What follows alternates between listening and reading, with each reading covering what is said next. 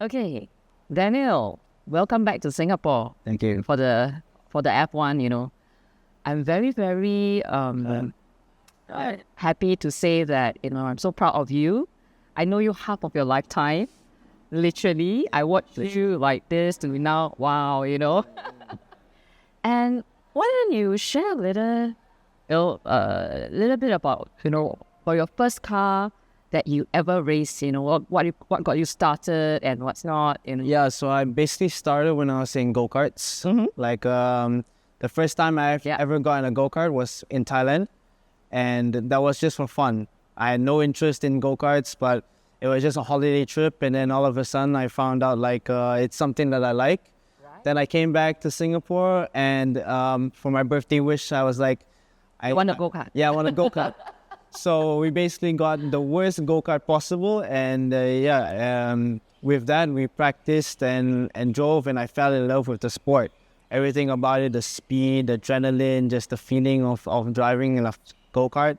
Right. There's no other kick to it. So after that onwards, was no turning back. Yeah, there's no turning back, and here I am now, still driving. So it's been pretty awesome. Right. So it's your first time in Singapore for the Marina Bay Circuit Street, right? So how, on the roads of Singapore, how has it been for you? Because you're always overseas most of the time, isn't it? Yes. Yeah, and to be part of F1 and to be on the track itself, how do you feel about it? Yeah, so for the guys that didn't know, this was my first time driving here at Singapore Grand Prix. And usually we always race in the road courses. Yes. But last week was very special because this was at my home track. Right. And with closed walls, and just driving on home soil is such a surreal feeling, because not many people can say as a Singaporean, you race in Singapore, that's such a cool feeling. And honestly, I love to do it again. But I appreciate everyone that's been there, and it's been such a great event. I wished I did a little bit better and got a podium so we could hear the Majula Singapura anthem being played. But it's my first time in a car, so the expectations also have to be a bit realistic. Right. But however, overall, I'd say it's such a dream come true. I'm bucket list tick, that's for sure. So you know what? You've already won in many of us cars, because we've seen you make so much improvements, and so you grow so much through the years. It's like, oh gosh, am I trying to make myself feel old? No. I'm not gonna do that. I keep saying about my age, but no, you are very young. You're very young. Don't worry. I'm like, wow, he was a little boy, and now he's like, a young man. A man that both, your mom and I, I'm very close friend with your mom, and both your mom and I is very proud of. Thank you. Yeah. So I mean, from young, I've always wanted to do this, and even till now, to this day, I still don't get tired of it. So right. Yeah, and it's also helped me build myself as a person. And I wouldn't know what it would be like if I didn't do racing. So honestly, it's been pretty awesome. Yeah. So what do you think it takes for someone to be a successful driver? What are the attributes in you besides being perseverance, discipline? Yeah, for sure. I mean, other than you have to be very focused at what you do. Sure. To be a racing driver is very easy because, you just drive and you go around in circles. But it comes to a stage when you're trying to be competitive, and when you want to go to some certain extent of the competition, it's extremely difficult, because now everyone's trying to do the same. And right. And you have to find that bit more of a margin to be able to compete with these guys at the highest level. So the differences that you do offside of the track is massive. So what you eat, how you sleep, what you do on your daily basis makes the difference when you're on track. So it's not only that you have to be disciplined, but you also have to be very dedicated to what you do outside the track. And once you get back in, it's mostly practice, and you see how well you can do against those guys. And it's a repetition basically. So, Yeah, because to me, I think that's really not easy. Because it's a sport that you have to stay really focused. You cannot afford to drift your mind or the car. Yeah. Because it could be very dangerous. Yeah, exactly. And you have to think about the sport every day. Yeah. If you don't think about it one day, imagine you lose that 24 hours and somebody else is already 24 hours ahead. Wow, this is how you think. Yeah. So it's, you have to try and to be as competitive as possible. And you basically eat, live, drive, and that's the life basically.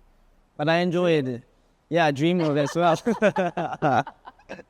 I was thinking, with so much passion of driving in you, right? So do you think you would even be doing something else? Would you even have dreamt that? No, maybe one day I don't want to. It's a difficult question because I think ever since I was born, I had even like small little toys that I still play with. So I think I've just been born to do this, honestly. So I don't really think about doing anything else but driving. Yeah. Should check from the mom what she do when she's pregnant. Yeah. Maybe your mom is on the Ferrari and Lamborghini every day. Yeah, maybe it's possible. We call that the education before the kid is born, right? Yeah, maybe it's possible that she was in the car driving and practicing, and then I'm inside and I have the DNA from it. That's the thing. So I get it that you're still doing your national service, right? Right. So how do you juggle between these two? Trying to serve our country, and at the same time to be doing this. It's extremely difficult because before I was fully dedicated to the sport itself. I mean, I had school, but I completed it, and then I had 2 years of just self-dedication to the game. But then all of a sudden, they called me and it's like I need to do my service. Right. So then I had to figure out ways that I can have time to still compete and do all my necessary requirements to stay in the game, but also do my full-time service. And that was an extremely difficult adjustment that I had to make within the first 6 months. But after I started to get more used to it and understanding where I can use my time to put into racing and put my time into the service, we were able to manage it better. So now I'm in the service and I'm doing firefighting, and it's downtown as well. So it's very busy and it's a lot of work that we have to do. However, I still won't forget about what I have my big goal, my big picture, and that's to be racing. So in the meantime, while I'm doing my service, I'm still trying to get calls, some meetings, looking for my next opportunity, which I'm done in 1 month. So that's very exciting. Thank God.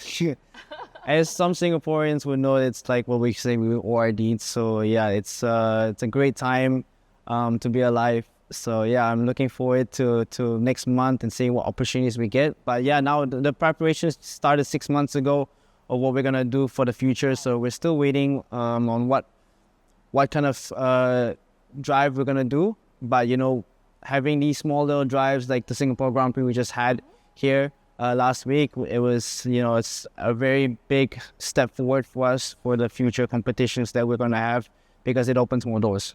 And definitely also for we get more social attention. And I think it's a very, very important thing in the sports to give awareness of racing itself. So I think it's a very good opportunity that we're having.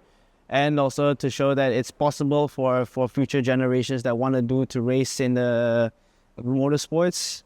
It's possible, but you really have to be focused. And if I can do it, so can you. Oh, you're certainly flying our flag high. Yes. And doing us proud. That's why I went red for you today. I love it. And that's why I have white pants. Yeah. Yes. So, would you like to say something to your mom?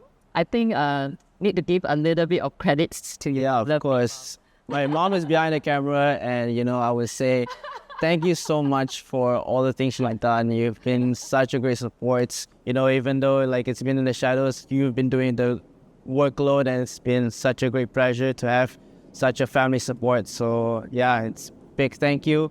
and everyone else has been there. So it's been such an amazing ride. I think the final thing that I would want you to do is to allow more people to follow you on your socials. Right. So would you like to share your socials? Yeah, my Instagram is Danial DANIAL _FROST Frost. So Danial _Frost. That will be my social media, and maybe you can share yours as well, so fans get more love. I'm Celestia, by the way. My socials are Celestia Faith Chong. All right, as in CELESTIA FAITHCHONG. So Daniel, Yes. can't wait to see your next league. Thank you. I'm also looking very forward, and the future is very bright for us, so I'm looking forward to it. So here's my hero card, and I think she deserves one with my signing, so I'll give it to her. Yeah. So yeah, this is what we had from the Porsche Cup last weekend, and whoever was there, I hope that you did manage to get it, because it's only for a one-time round. So pretty awesome. So here you go. Thank you so much. Wow. Yep. Oh, there's a QR code here. Yeah, so if you guys want to follow it, scan the QR code, and there'll be more socials there.